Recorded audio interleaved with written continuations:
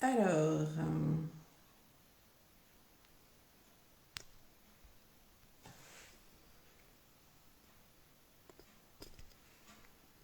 ok.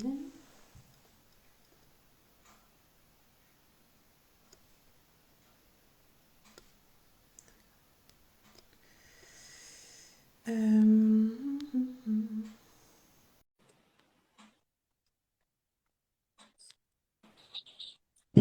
Hello! Hello! Yes! Ça a marché.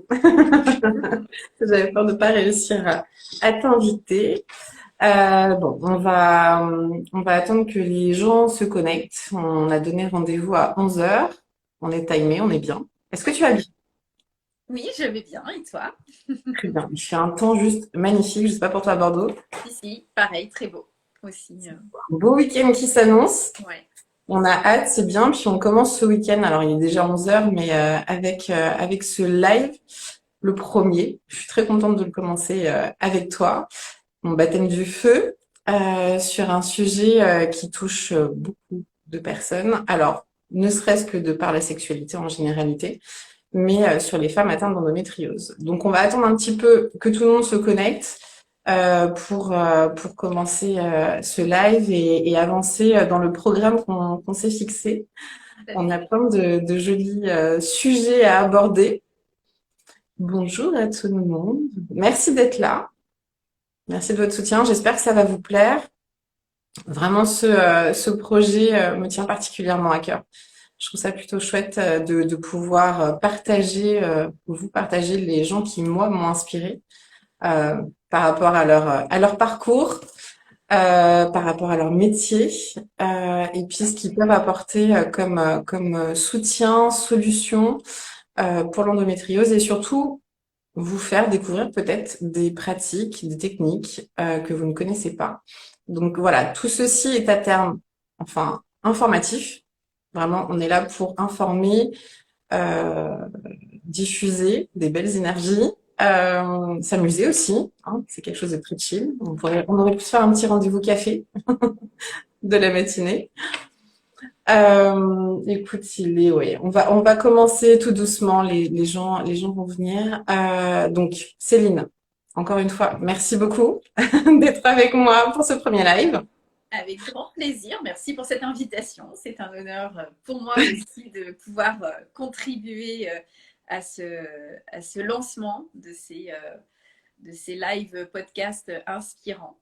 Donc, Ouais, merci beaucoup. Ouais, t'as compris tout à fait du coup ce que je voulais y mettre comme énergie et l'importance que ça avait. Donc voilà, merci d'être là. Pour te présenter brièvement, pour ceux qui ne te connaissent pas, on va pas se le cacher, tu es une de mes meilleures amies. C'est très important pour moi ouais. que tu sois avec moi. Mais on a aussi cette ampleur en fait au niveau de ton métier qui est hyper important. On a des choses en commun sur le bien-être et dans nos métiers par rapport aux gens. Mais c'est surtout que l'endométriose, moi, je l'ai découverte avec toi, grâce à toi, à cause de toi. Vraiment, on s'est connus maintenant il y a 8 ans, 8 ans maintenant, je crois. 9 ans? Donc, Non, 9 ans. 9 ans. Bah oui, ça y est, c'est Ça y est.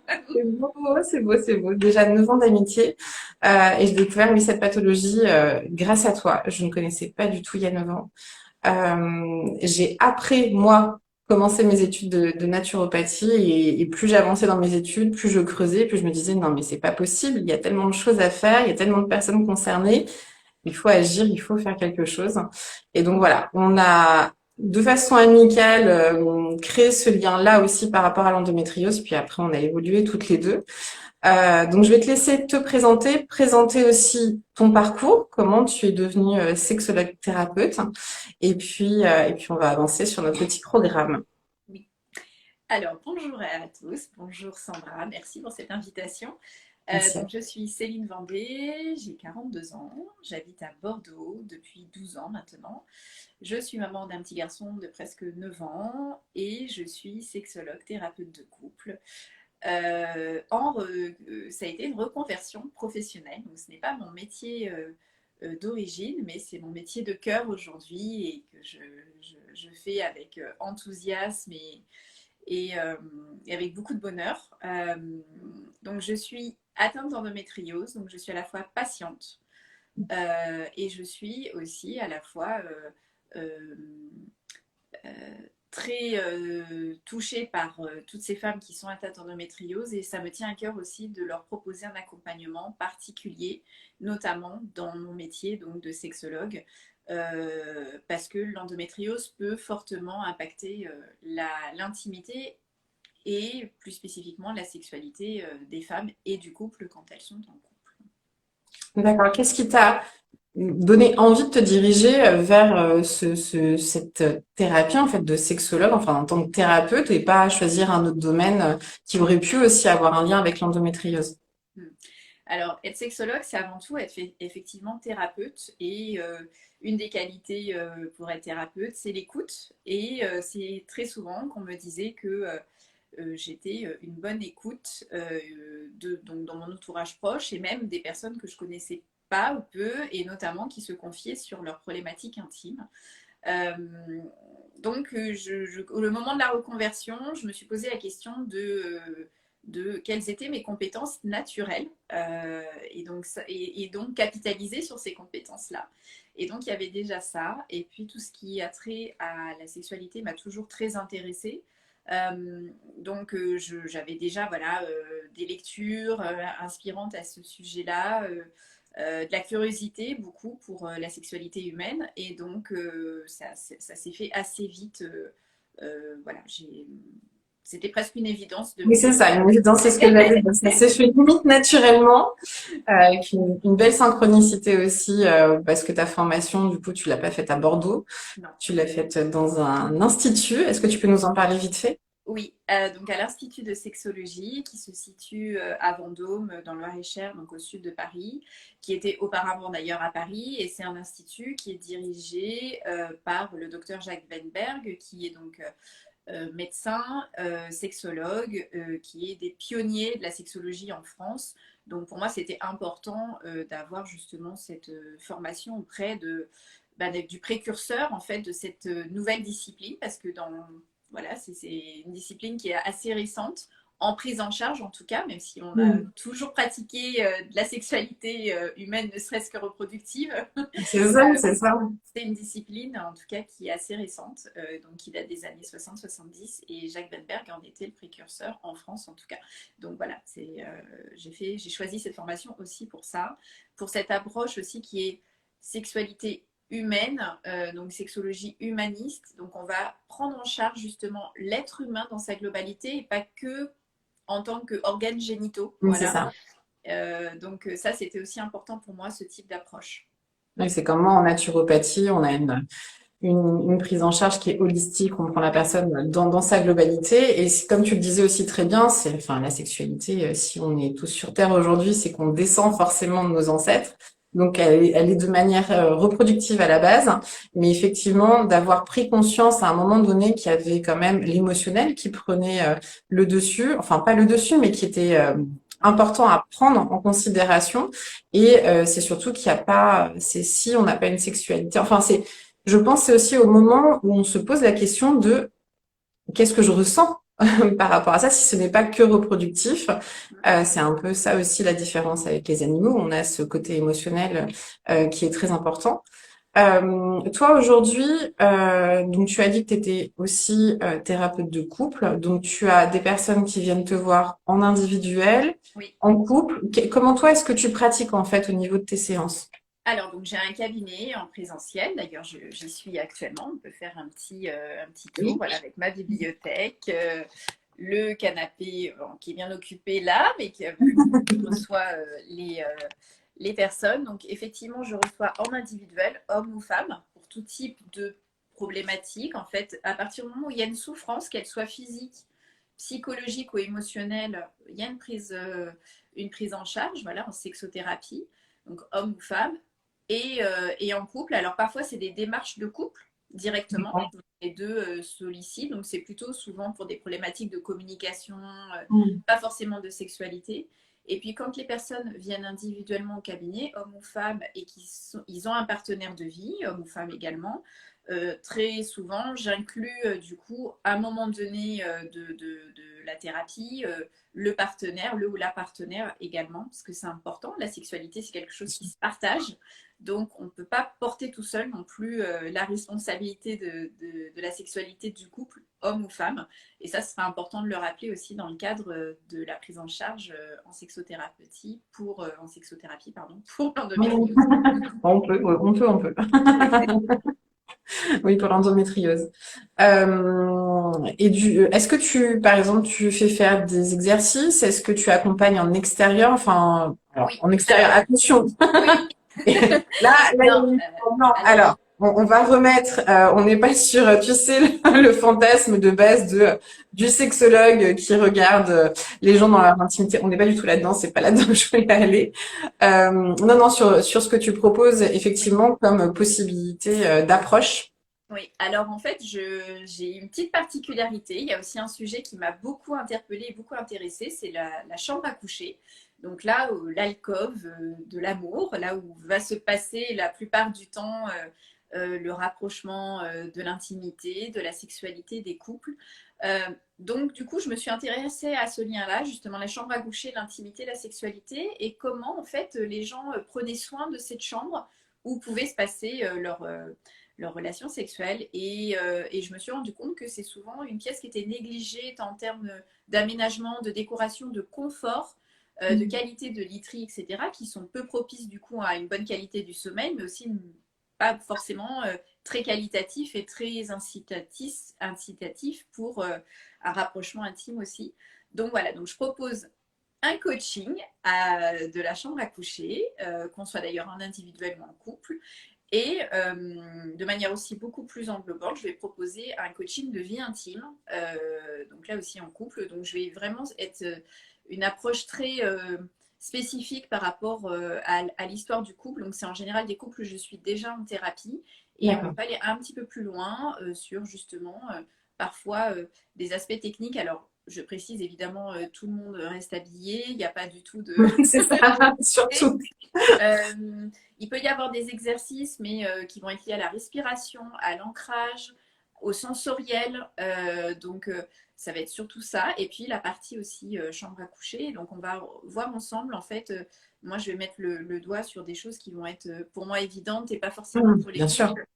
En termes de symbolique aussi dans la chambre, donc ça va être issu du feng shui, issu voilà, aussi de la color thérapie, donc pas mal de choses qui peuvent être très utiles. Donc on va l'utiliser comme un outil comme un autre en sexothérapie, mais pensez au D'accord. cadre aussi de là où peut se L'environnement. passer une intimité, c'est important. Voilà. D'accord. Ok. Donc toi, tu as vu directement un impact en fait entre et l'environnement et du coup la complicité ou la réalisation d'une sexualité épanouie dans un couple. Mm. Et puis c'est un D'accord. beau projet de couple aussi de réinvestir sa chambre à coucher à deux. Ah oui, complètement, complètement. C'est carrément chouette. Ah oui, oui, c'est une super idée. Enfin, moi, j'approuve totalement. Je suis assez d'accord. Alors après, effectivement, tout ne se passe pas toujours dans la chambre à coucher, donc faut. Après, c'est ça aussi. Je pense que tu as certains conseils sur suivant les envies aussi des personnes ou de recréer des envies aussi différentes pour les deux partenaires. Euh, Quand on vient te voir dans un cadre d'endométriose, donc j'imagine, et arrête-moi si je me trompe, que c'est plus les femmes qui viennent te voir en priorité que un couple directement. Toi, de quelle façon tu peux les accompagner, les aider, les soutenir? Enfin, comment est-ce que tu procèdes? On le rappelle juste rapidement, l'endométriose aujourd'hui, ça touche une femme sur 10. Pourquoi est-ce que c'est un lien avec la sexualité? C'est parce que voilà, l'endométriose crée des adhérences à différents niveaux du corps, que ça a un impact direct sur la sexualité parce qu'on peut avoir des douleurs à la pénétration et même juste ne serait-ce que dans les mouvements du bassin.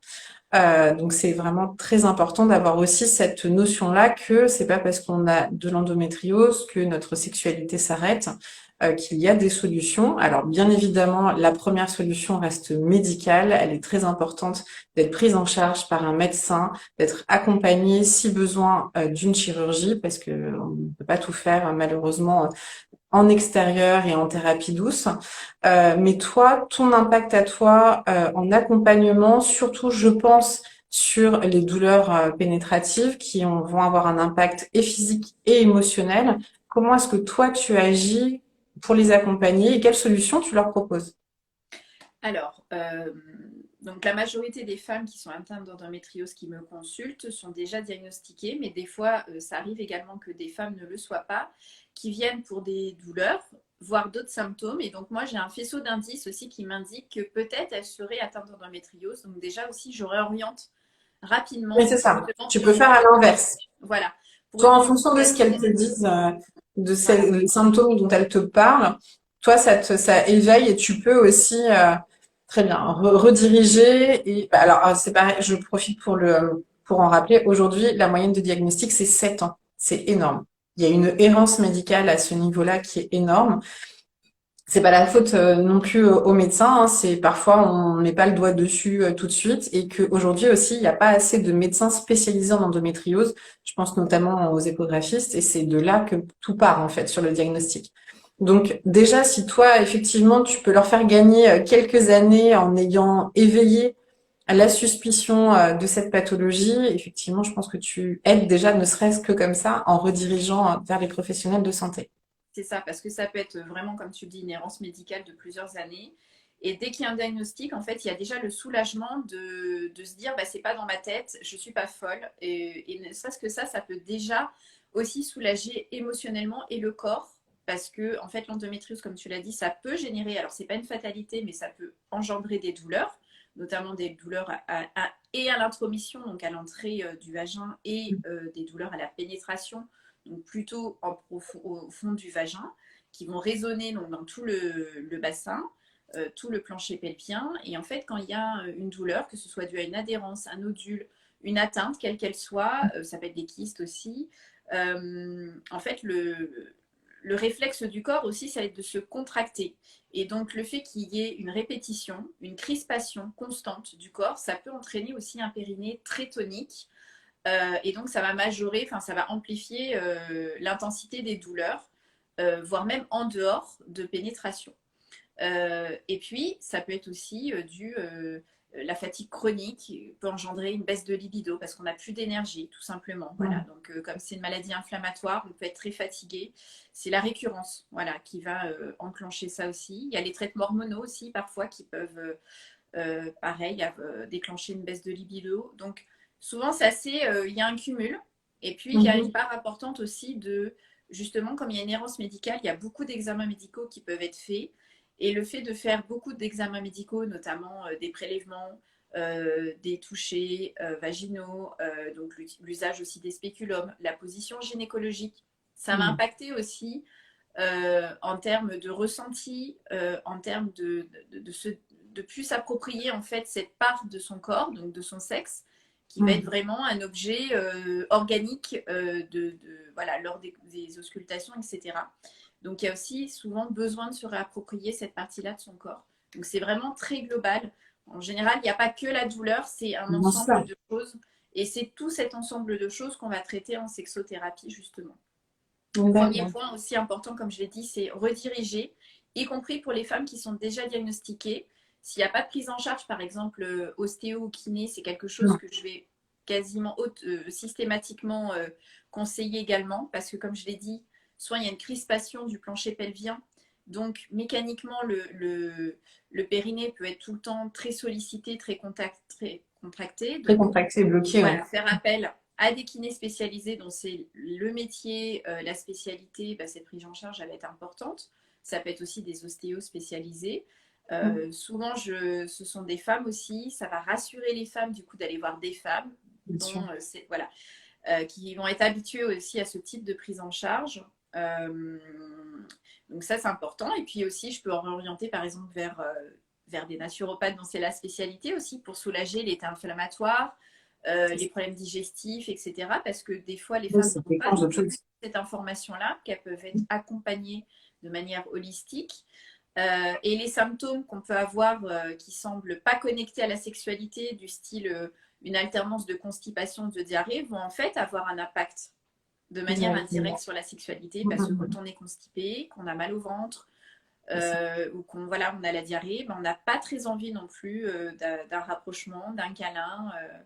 De traiter tout ce qui est périphérique, ça va aussi améliorer l'état global et donc la disponibilité aussi éventuellement C'est ça. pour avoir Peut-être une physique, activité. physique ou émotionnel, Ouais. effectivement.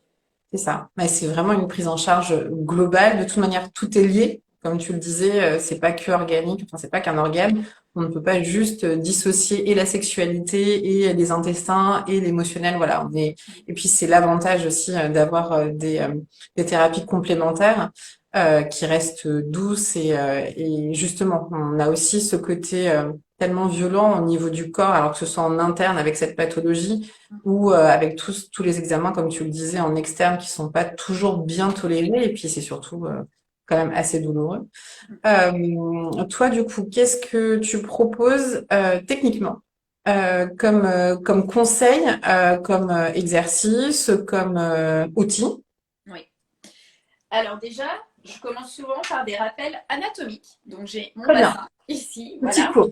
Un Il est petit beau. cours parce que elles viennent et elles vont me dire ah bah, j'ai de l'endométriose à tel endroit, mais je ne sais pas trop à quoi ça correspond. Donc déjà en fait de faire des rappels anatomiques pour bien connaître son corps.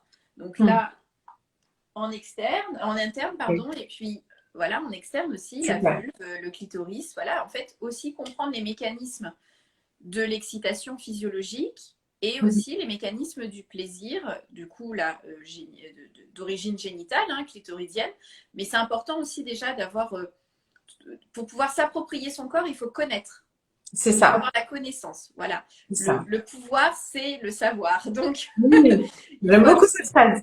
voilà, si on veut vraiment bien se connaître, il faut passer par cet aspect un peu pédagogique, didactique de, voilà, on fait de l'anatomie de Hmm. manière ludique, mais on décortique voilà, l'excitation, et le plaisir et comment on peut obtenir aussi ce plaisir. Donc, il y a ce volet-là. Il y a en général aussi une grosse partie sur le travail de l'image corporelle parce que bien souvent, voilà, on va avoir des femmes qui vont avoir une image assez négative de leur corps. Le corps, elles se sentent trahies par leur corps avec ces douleurs, avec cette maladie. Donc, et puis voilà, l'accumulation des examens médicaux, ça va Et abîmer un post-chirurgie aussi, j'imagine. parfois les chirurgies, les cicatrices, les traitements.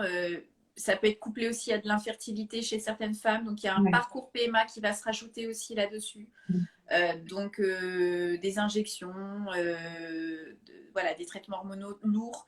Donc, tout ça, en fait, font qu'elles ont souvent une estime d'elles-mêmes assez faible. Parce que voilà, elles se sentent vraiment trahies par leur corps. Donc il y a tout ce travail aussi de réappropriation du corps, de l'image corporelle et aussi des sensations, donc travailler sur la sensorialité. Donc, Ok.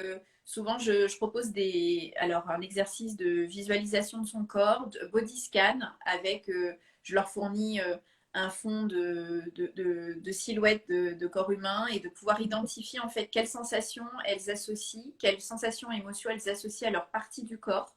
Parfois, on se rend compte qu'elles ont complètement invisibilisé leur partie justement intime, Ah voire oui. leur poitrine, enfin tout ce qui va être très, des fois, la féminité. Donc, on va travailler sur Hmm. l'image aussi de la féminité. C'est quoi pour elle être une femme, se sentir femme, comment.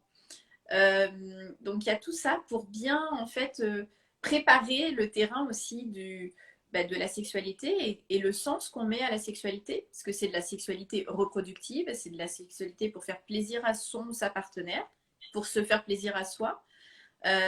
Donc il y a tout ça aussi, là où il y a un travail un peu Oui, c'est ça. d'intellectualisation, voilà. Mais Oui, puis pour c'est ce que j'allais dire. s'approprier, voilà, Mais- le sens en fait. Et une fois qu'on a le sens, on peut décider d'avoir une place pour cette sexualité et comment. Et là, on va travailler des fois sur des parties beaucoup plus techniques de comment on peut avoir du plaisir, par exemple sans pénétration.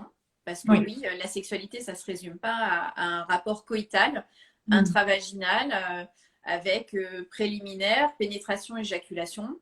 On va vraiment déconstruire ce schéma-là pour proposer d'autres types de schémas érotiques, justement, et qui soient beaucoup plus axés sur le plaisir et les sensations et les émotions qu'on ressent. Donc, vraiment, inspiré du slow sex, Ouais. du tantra, des choses comme ça. euh, pour vraiment axer sur la sensorialité. Ça, c'est important. Alors justement, j'allais te demander parce que quand tu dis qu'il faut que les femmes se réapproprient leur corps, et je suis complètement d'accord, et il y a une méconnaissance, hein, nos cours d'anatomie, c'est à peu près la quatrième, hein, donc c'est assez loin, et après on vit avec notre corps, mais on prend pas le temps de mieux le connaître, de mieux l'apprivoiser, et puis la vie fait que, voilà, c'est comme ça. Justement, je voulais te demander, que ce soit dans un cadre de couple, est-ce que tu vas plutôt conseiller d'abord à la femme de se réapproprier son corps seule, de par physiquement en fait et par son plaisir. Est-ce que pour toi, ça a vraiment un élément important et impactant dans le couple, enfin avec le partenaire, si déjà la personne a réussi à comprendre le fonctionnement de son propre plaisir seule? Oui, oui, parce que il y a une injonction sociétale qui pèse encore sur les femmes, hein. On est dans une société hétéronormée, patriarcale, euh, qui évolue certes, mais pour l'instant c'est l'état actuel encore de la société. Et donc il y a cette injonction depuis petite que les femmes en fait elles sont quand même surtout au service des autres et donc aussi des partenaires, des hommes masculins. Y compris dans la sexualité. Et donc, il y a encore cette notion-là de devoir conjugal, de devoir. C'est d'abord l'homme à qui il faut faire plaisir. Donc, elles vont aussi avoir une histoire de leur sexualité qui va être liée à j'ai découvert la sexualité que via un partenaire. Et donc, leur plaisir va dépendre uniquement du partenaire. Donc, ça va être important dans un premier temps de décorréler les deux et de dire voilà, on passe par la réappropriation de votre corps, de vos sensations euh, et de votre plaisir. Et une fois que vous avez votre mode d'emploi, bah après, oui, on va intégrer le partenaire, le ou la partenaire, si la personne est en couple. Mais ça va être important de faire vraiment ce premier travail Ah ouais, intime c'est ça. de réappropriation. Voilà. Et que la sexualité ne soit pas dépendante d'un ou d'une partenaire. Et justement, inversement, est-ce que toi, tu développes, et moi ça me paraît important aussi, de d'intégrer. En fait, si tu veux, au niveau de la charge mentale sexuelle, elle incombe beaucoup à la femme qui est atteinte d'endométriose. Si c'est elle qui a mal, entre guillemets, c'est son problème, c'est à elle de le régler. Est-ce que tu proposes vraiment cet accompagnement au niveau du partenaire, homme ou femme, de prendre en charge aussi, entre guillemets, sa responsabilité dans le plaisir de la femme atteinte d'endométriose et comment, en fait, mieux connaître aussi la pathologie, mieux l'accompagner, comme tu le disais, hein, c'est pas forcément intravaginal, hein, le plaisir, il est aussi de différentes façons et avec tous les sens qu'on peut s'approprier. Mais est-ce que tu as noté quand même et tu essayes que les hommes soient plus impliqués, les hommes, pardon, les partenaires, le deuxième partenaire, homme ou femme, soient plus impliqués du coup dans la sexualité de la femme atteinte d'endométriose. Complètement. Puisque autant il y a cette première partie où voilà, se réapproprier son corps, autant c'est important s'il y a un ou une partenaire dans la vie de la femme atteinte d'endométriose, de l'intégrer pour justement ne dire que c'est pas que la charge de la femme, de la personne qui soit malade, mais ça va être valable dans d'autres pathologies aussi. Oui, Donc, bien sûr.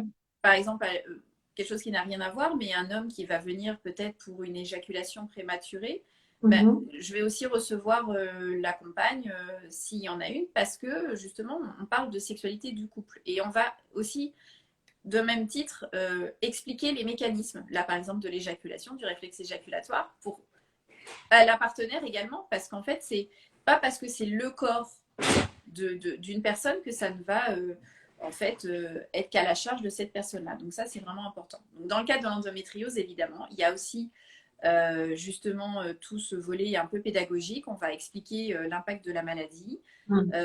les traitements, etc. pour essayer que le partenaire de vie puisse prendre aussi sa part pour soulager le plus possible aussi dans le quotidien. Parce qu'en fait, si la femme est soulagée dans le quotidien, bah, il y aura peut-être plus de place aussi pour du désir, pour de l'intimité sexuelle, érotique. Donc c'est important aussi.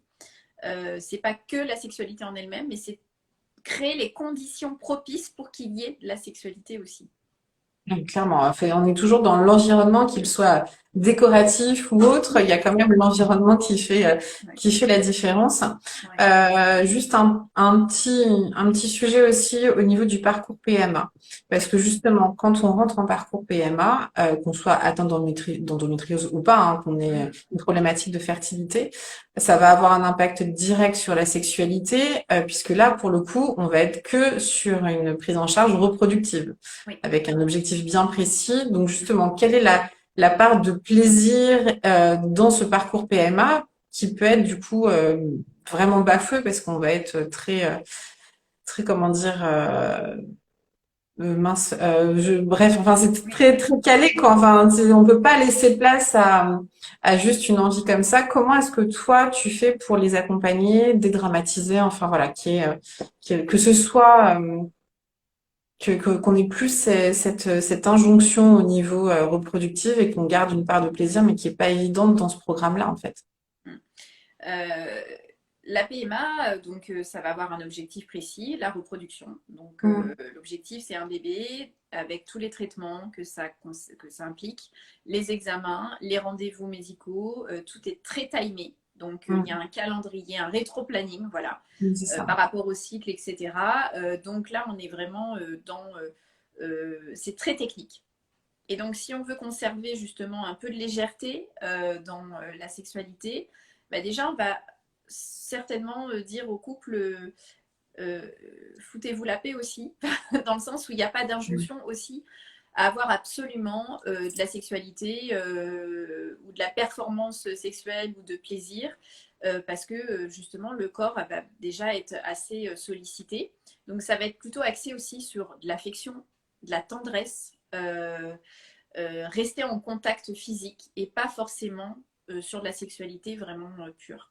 Mais Mm. vraiment, parce que là aussi, les couples, c'est un vrai parcours du combattant et c'est aussi parfois très douloureux et ça peut être déchirant pour les couples. Il y a Mm. des couples qui vont se séparer à cause de ça aussi. Donc c'est important en fait d'axer d'abord sur soyez solide dans votre couple et pour être solide, soyez partenaire de vie et partenaire voilà, affectif. Ça, c'est vraiment important de conserver ce lien. Et, et oui, si les deux en ont envie, il peut y avoir de la sexualité récréative, de plaisir, mais on ne se met pas la pression sur ça. Ça, c'est vraiment hyper important en fait. Donc oui, je suis sexologue, mais je vais dire aussi aux gens, foutez-vous la paix avec cet Mm. objectif de sexualité en fait. C'est ça. Non, mais clairement, c'est ça, c'est qu'il faut pas oublier que on est deux, mais on est deux avec l'essence même de ce qui nous a rapprochés. Donc, c'est pas non plus que ça. Et c'est important de le rappeler. Après, toi, au niveau des problématiques, donc tu as différentes problématiques. J'imagine que tu as des problématiques aussi qui sont traumatiques, Oui, qui empêchent d'avoir une sexualité oui. épanouie. Est-ce que tu as des outils, je veux dire, comment dire, des outils, comment on appelle ça? Alors, globalement, tout le monde va appeler ça sextoy, mais il y a quand même des outils qui sont utiles, particuliers. Est-ce que tu peux nous en montrer quelques-uns et nous Oui. dire à quoi est-ce qu'ils servent? Oui, alors je mets de côté la question là sur les traumas, on pourra y revenir tout à l'heure. Là, c'est plutôt justement quand il n'y a pas de problème particulier de trauma, mais plutôt, on va dire, sur euh, essayer d'améliorer une situation physiologique qui pourrait être un petit peu soit douloureuse ou en tout cas pas forcément satisfaisante. On peut Mhm. améliorer, il y a des choses. Alors, en termes de par exemple, alors ça peut être accompagné aussi, comme je disais tout à l'heure, avec la kiné, si par exemple il y a des douleurs à l'intromission, etc.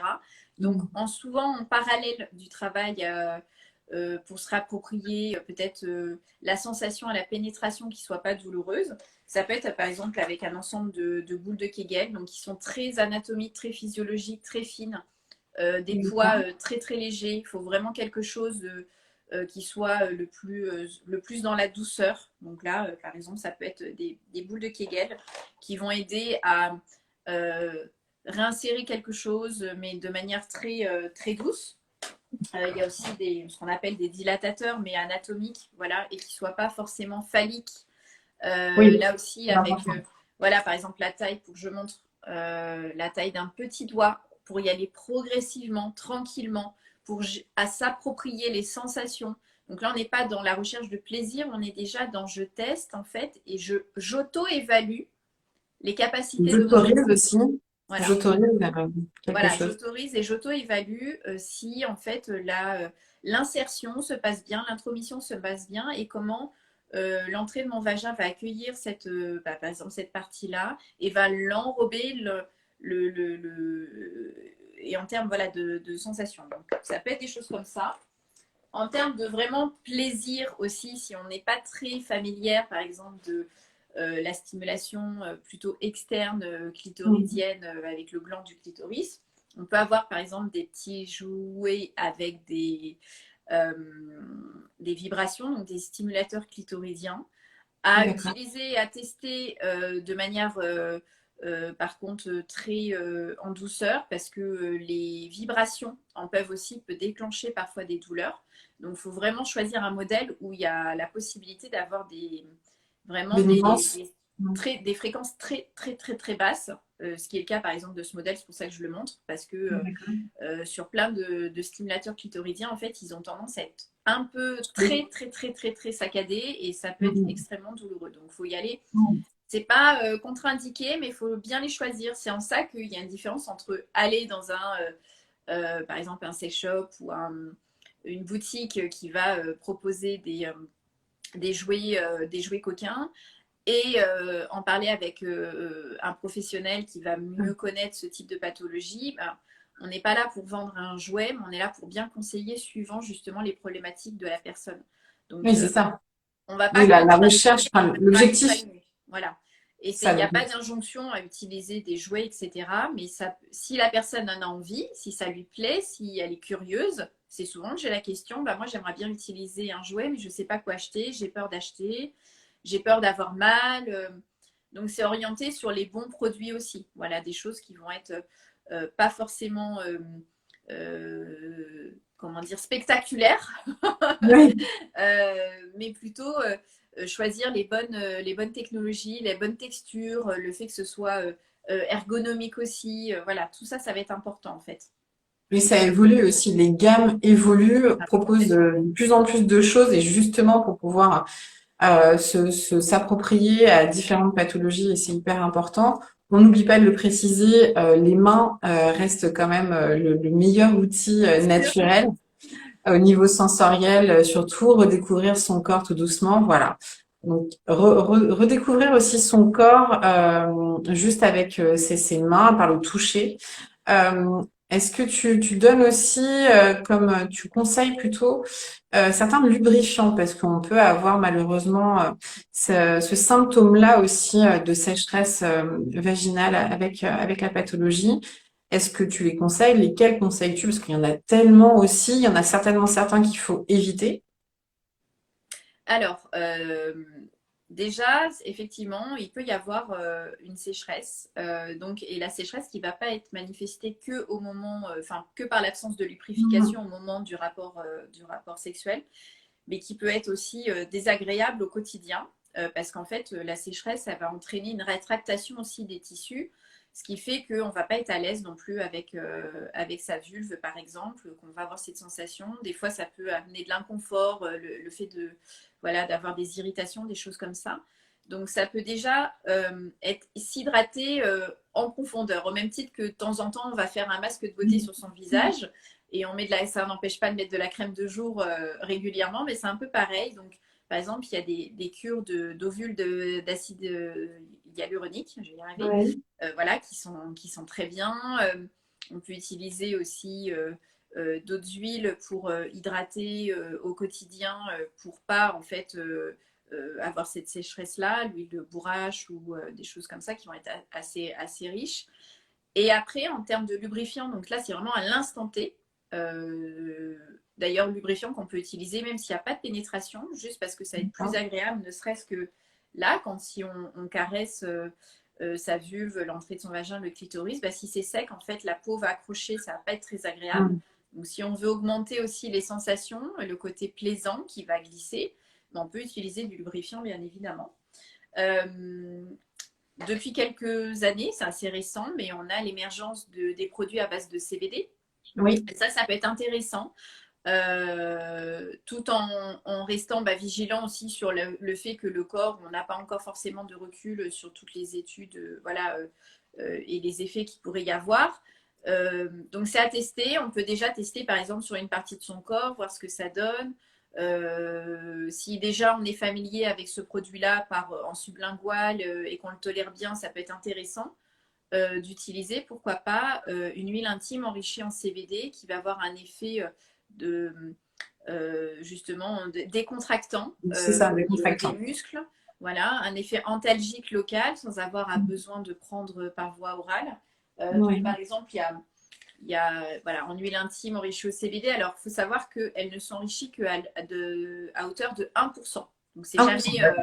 c'est jamais des Oui, c'est grosses, quand même, quelle que soit ouais. la marque. C'est ce que j'ai constaté. Euh, Hmm. les personnes qui l'ont Justement aussi, utilisé, les justement par retours manque sont de assez recul. bénéfiques Ouais. et enfin sont assez positifs. Donc voilà, ça peut être. D'ailleurs, ça peut être utilisé aussi en tout type de pénétration. On a parlé là de pénétration vaginale, mais ça peut être aussi utilisé en pénétration anale. Oui, Voilà. On d'accord. ne va pas rendre tabou les pratiques, Non. justement. Voilà, au contraire, c'est l'occasion parfois de parler des pratiques qu'on aurait pu ne pas penser, parce que par exemple, les médecins parlent très peu aussi de pénétration anale, donc les gynécologues, alors que bon, on est sur, pour rappel anatomique, en fait, on est quand même sur des orifices qui sont assez proches et que du coup ça peut aussi engendrer des douleurs ou au contraire ça peut aider à mieux se réapproprier son corps et c'est des choses dont on ne parle pas donc ça peut être aussi l'occasion avec moi enfin avec un ou une sexologue de parler d'autres types de pratiques également. D'accord. Bah, en fait, c'est ça aussi pourquoi on vient te voir toi, c'est pour ton ouverture d'esprit, la possibilité de pouvoir te parler de tout. J'imagine de toute manière que tu as des personnes qui ont des pratiques qui sortent un peu des sentiers battus et de pouvoir, toi, t'en parler, les soulage. Euh, je voulais aborder quelque chose et je viens totalement de l'oublier, parce que je t'ai écouté et j'ai eu cette idée-là et elle est partie. Je sais plus. Elle est venue, elle est partie, mais elle reviendra peut-être. Si, j'en profite le temps que mon idée revienne pour informer en fait que mercredi prochain il y aura un live avec Vincent qui est pharmacien qui prépare donc lui il s'est spécialisé en CBD. Il travaille avec la marque Emeka, enfin l'entreprise Emeka, qui est producteur enfin de produits à base de CBD. Il va faire sa thèse sur le Ah, c'est CBD, génial. pardon. Donc, on va avoir Ah vraiment, on ouais, va pouvoir lui poser toutes les questions. D'ailleurs, ah ouais, n'hésitez pas si vous en avez avant qu'on puisse faire le live, de poser plein de questions à ce niveau-là, parce que voilà, comme on disait, on n'a pas encore assez de recul. On connaît les effets bénéfiques de la molécule du CBD. Elle existe sous différentes formes aujourd'hui. Là, l'intérêt du live, ça va être de pourquoi l'utiliser, de quelle façon, avec quel objectif. Donc aussi au niveau endométriose, comme tu l'as dit, on va agir directement sur les douleurs, au niveau du corps, au niveau de la détente musculaire aussi et des tissus. Donc enfin moi c'est un sujet qui m'intéresse beaucoup, sur lequel je me renseigne énormément avant de pouvoir le proposer en protocole d'accompagnement d'endométriose. Donc voilà, j'ai hâte aussi de faire ce live-là mercredi. On aura un lien avec ce qu'on vient de dire, donc c'est plutôt chouette. Et ben, mon idée est là, mais elle veut pas revenir. Bon, je pense que j'étais un peu partie sur le massage. Si je voulais faire un rappel sur la sécheresse vaginale ou corporelle, n'oubliez pas qu'il y a deux choses à prendre en compte.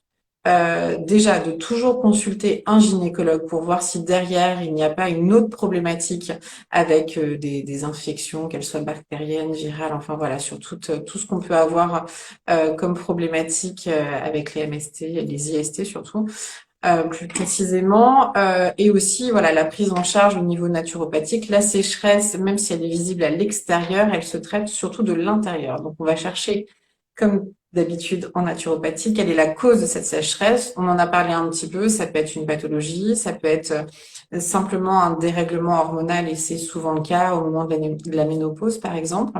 Il peut y avoir plein de sujets. Ça peut être aussi, on n'en a pas parlé, au niveau des préservatifs, suivant ce qu'on utilise. On a parlé lubrifiant, donc il y en a sur les préservatifs, mais la matière aussi de la protection peut avoir un impact direct sur la sécheresse vaginale.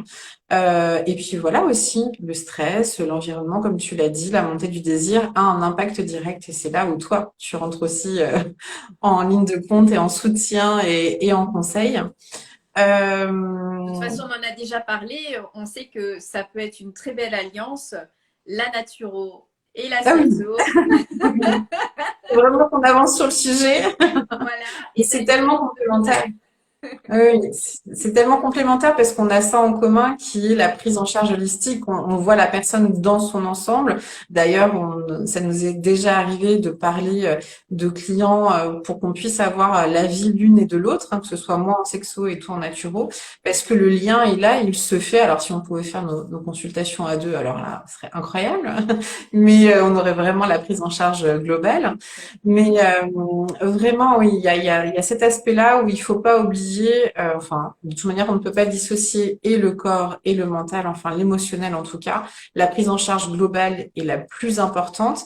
Et aussi, dans notre métier de thérapeute, le simple fait d'écouter nous donne des indices.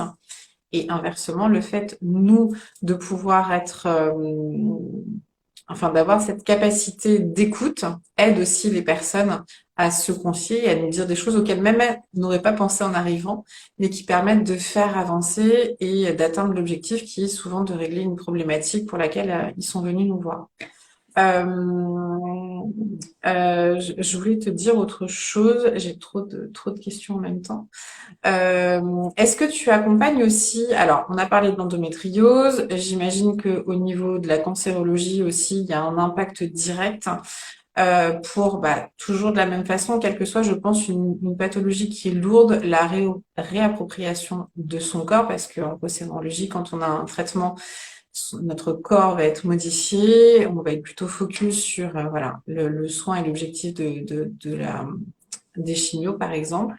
Donc la place de la sexualité dans ces pathologies, comment est-ce que tu peux accompagner aussi? Est-ce que tu as un programme qui est spécifique par rapport à ça? alors, de toute façon, j'ai pas de programme spécifique pour rien du tout. Tout est individualisé. Voilà, ça c'est hyper important de le préciser. Parce Je que même vais. s'il y a par exemple, une pathologie commune, mais l'histoire de la vie de chacun, voilà, fait que euh, ce que je vais proposer va être vraiment adapté aux besoins. L'accompagnement des personnes qui vont passer par une épreuve de cancer va se faire un peu de la même manière, à la fois dans les parcours PMA ou l'endométriose. On va travailler d'abord sur le rapport au corps, l'image de son corps et les sensations. Et tout ça pour pouvoir éventuellement amener à de l'intimité sexuelle. Mais l'objectif, c'est pas d'avoir tant de rapports sexuels par semaine ou il n'y a pas d'objectif de C'est fréquence ça. Mm, mm. ou de performance. C'est hyper important en fait de le préciser. On va d'abord passer par voilà, l'estime de soi, l'image de son corps, se réapproprier ses sensations et du plaisir éventuellement. Et ensuite, on ira vers de la sexualité. Toujours inclure, si c'est possible, voilà, le partenaire également à un moment donné de la prise en charge. C'est pas forcément au début, ça va dépendre là aussi de la personne Oui, qui de fait la son démarche. envie, de sa demande. Oui, clairement. Et Clairement. parfois, Après, c'est des démarches de couple. Moi, j'ai un couple que je suis depuis plusieurs mois. Elle a de l'endométriose. Elle ne vient jamais seule aux consultations. Elle est tout le temps accompagnée avec son partenaire de vie parce que lui, il veut tout savoir sur comment il peut aider. Donc, c'est vraiment une démarche de couple. Et il y a d'autres personnes qui vont vouloir le faire vraiment individuellement dans un premier temps et pourquoi pas qui est le partenaire. Donc, ça va être la même chose, quelle que soit en fait la gravité des symptômes, quelle que soit la plainte, voilà, à partir du moment où il y a de l'inconfort, à partir du moment où on n'est pas bien, il y a toute la légitimité de faire cette démarche-là. Voilà.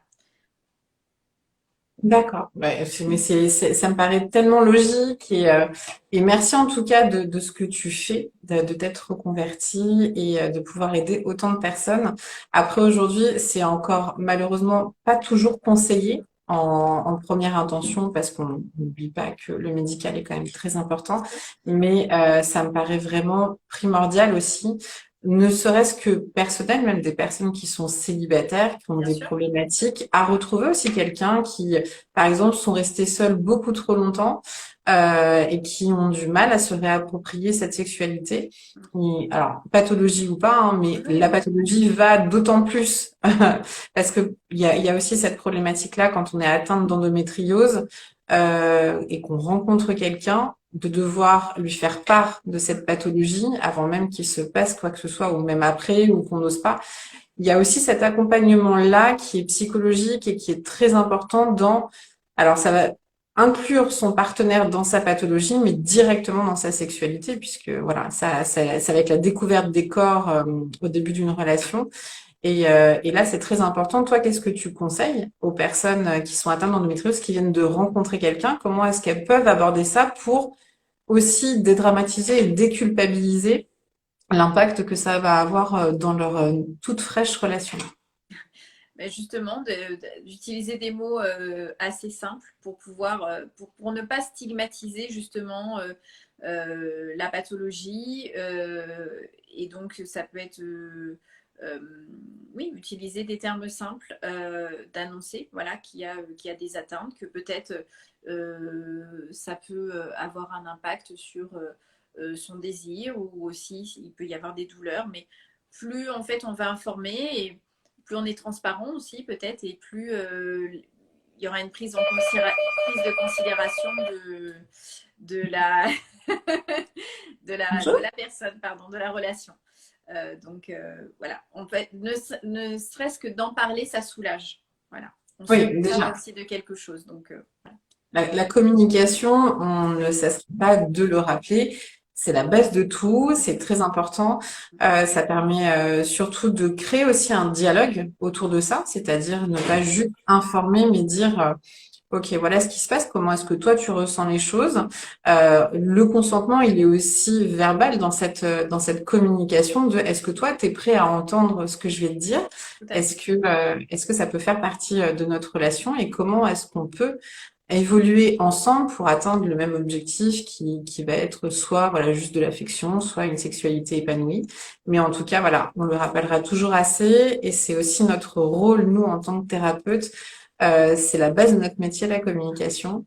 Et c'est la base de tout, hein, que ce soit informatif ou juste déculpabilisant. Ou, enfin voilà, c'est vraiment, vraiment la base. Donc, je vais clôturer ce live, déjà bien sûr en te remerciant, en n'hésitant pas en fait à consulter. Ne serait-ce que juste pour une première consultation, voir si ça vous correspond, c'est pareil. Il n'y a pas un thérapeute qui est fait Bien sûr. pour vous. Il faut prendre le temps de trouver le bon, celui qui vous correspond, celui qui vous parle en termes de feeling, parce qu'il y a de l'humain derrière.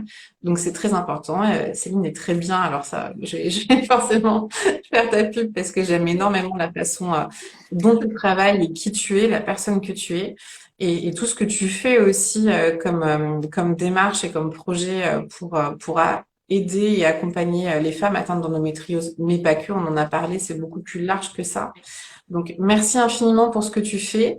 Bien sûr, n'hésitez pas à aller sur la page de Céline pour avoir toutes ses coordonnées. Elle travaille également par visio parce qu'on a la chance de pouvoir le faire. Donc, voilà, si vous n'avez pas de thérapeute autour de vous, sachez que la visio aide beaucoup. Ça permet de créer ce lien-là et de pas se sentir pareil en désert médical, thérapeutique. C'est très important d'oser aller vers un thérapeute. Je pense qu'on a tous besoin aussi d'être accompagnés, ou ne serait-ce que d'avoir des réponses à des questions, parce qu'on n'a pas toujours autour de soi la famille ou les amis, soit qui soient assez ouverts pour parler de sexualité. Et pour le parcours endométriose, bah, comme on l'a dit tout à l'heure, hein, dans les entretiens médicaux, c'est pas forcément la place prioritaire de parler de sa sexualité. Donc, c'est très important de pouvoir de venir voir, c'est mieux, un thérapeute comme toi, Céline, qui est spécialisée. Donc, merci infiniment pour tous ces conseils, pour ton ouverture d'esprit, pour ce que tu fais. J'ai été très heureuse de faire ce premier live avec toi, qui va en annoncer plein d'autres. Comme je l'ai dit tout à l'heure, le prochain, c'est mercredi. On va parler CBD avec un pharmacien qui s'est spécialisé en CBD, qui travaille chez Emeka, qui va faire sa thèse sur le CBD. Donc là, si vous avez full question, c'est maintenant. On va parler des différentes formes de CBD, de bien sûr qu'est-ce que le CBD, quels sont ses bienfaits, pourquoi est-ce que aujourd'hui on en parle de plus en plus. J'ai un intérêt en tant que naturopathe à le conseiller, que ce soit en soutien d'endométriose ou pour d'autres pathologies. On va vraiment agir sur la douleur spécifiquement, mais sur une détente générale au niveau de notre corps. Donc voilà, je vous invite à nous rejoindre mercredi prochain. Merci encore Céline. Passe du coup de très bonnes vacances puisque ça y est, c'est pour toi. C'est ton moment. Profite bien. Merci beaucoup Sandra pour l'invitation. Et Avec puis voilà, plaisir. ne pas hésiter à me contacter si besoin, donc en visio au cabinet à Bordeaux. J'anime aussi des ateliers en ligne à titre bénévole pour l'association Femmes Endo Co. Voilà, il y a des choses aussi qui se passent parfois sur Bordeaux, donc voilà, n'hésitez pas à me poser des questions si besoin. J'y répondrai avec grand plaisir. Encore merci Sandra, à bientôt. Merci à toi. Belle réussite à toi pour cette belle série. À Ben, bientôt. écoute, je l'espère. En tout cas, juste dernier point, si je me loupe pas, ce live sera enregistré sur ma page et sur la tienne. Vous pourrez le regarder lorsque vous le souhaitez, et tous les lives seront enregistrés. On va faire cette petite série-là. On va aussi en parallèle sortir le podcast par rapport aux Inspiring Talk. Pour pouvoir toujours être dans cette dynamique de pouvoir conseiller, informer. Euh, je suis très contente. Merci encore, Merci pour Céline. les retours. Merci Alexis tout à l'heure. Merci à vous. Beaucoup. Merci. Merci beaucoup. À bientôt. Oui.